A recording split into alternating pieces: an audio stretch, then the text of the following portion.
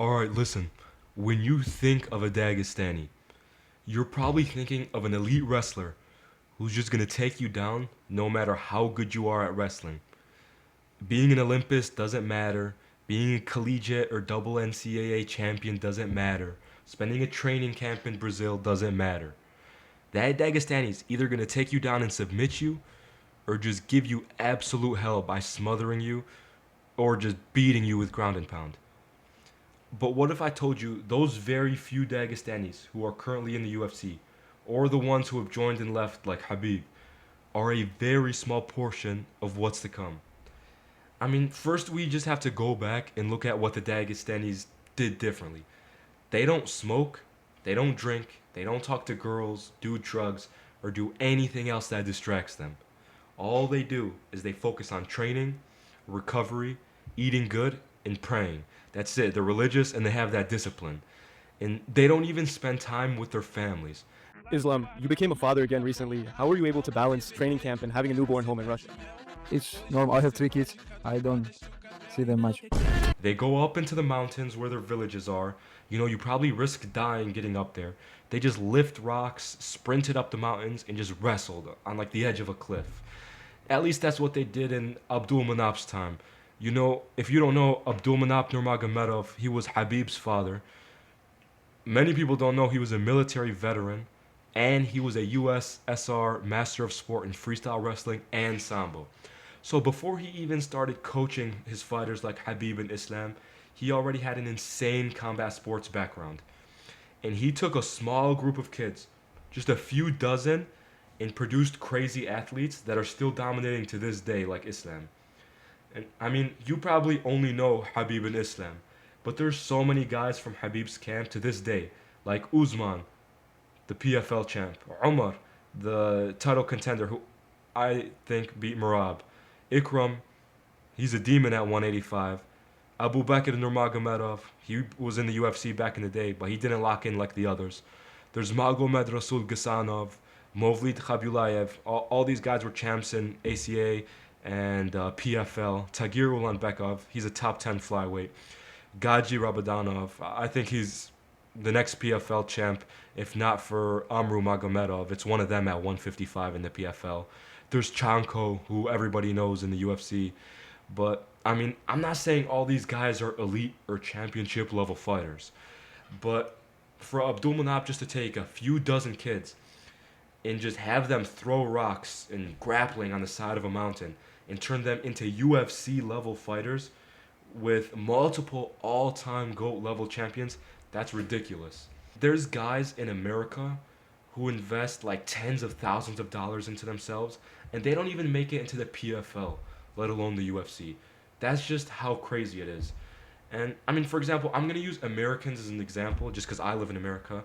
I could relate with that easier. I mean, you have 330 million Americans and you have 3 million people living in Dagestan. And yet, to this day, you're seeing more Dagestani title contenders and champions coming up compared to the Americans. And I'm not saying all time Dagestanis are better than Americans.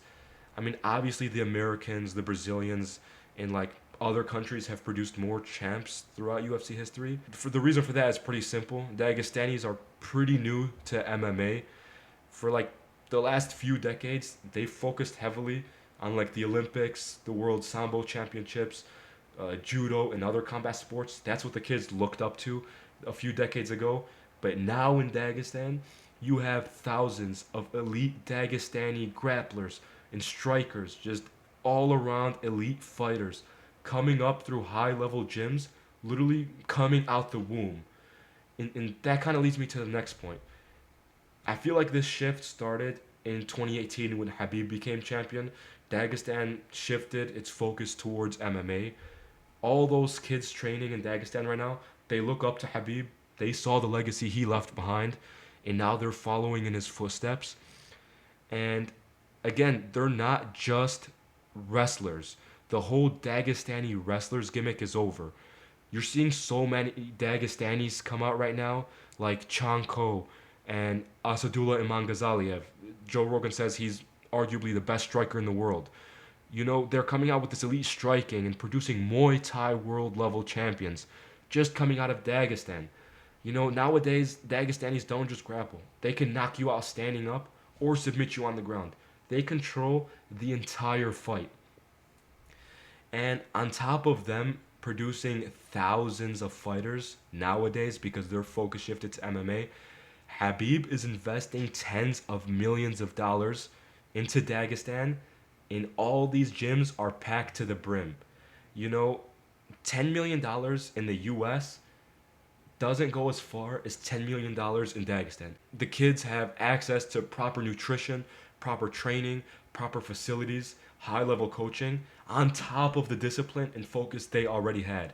And in this next decade, you're going to start seeing an influx of all these Dagestanis that are essentially being fed by Habib's, you know, sponsorship money and his win money, his counter money. And they're going to take over every major organization. And no matter what Dana White or the UFC say, if Dagestanis are taking over every organization and beating everybody, they're going to take over the UFC, and it's going to be impossible to stop their uprising. Mark my words, by 2030, every single UFC men's weight class will have a Dagestani or like a Caucasian champion. I mean, Georgians are elite, but they don't have that discipline that like the Dagestanis and the Chechnyans do. The Dagestanis and the Chechnyans are super high level, and it's time for them to take over.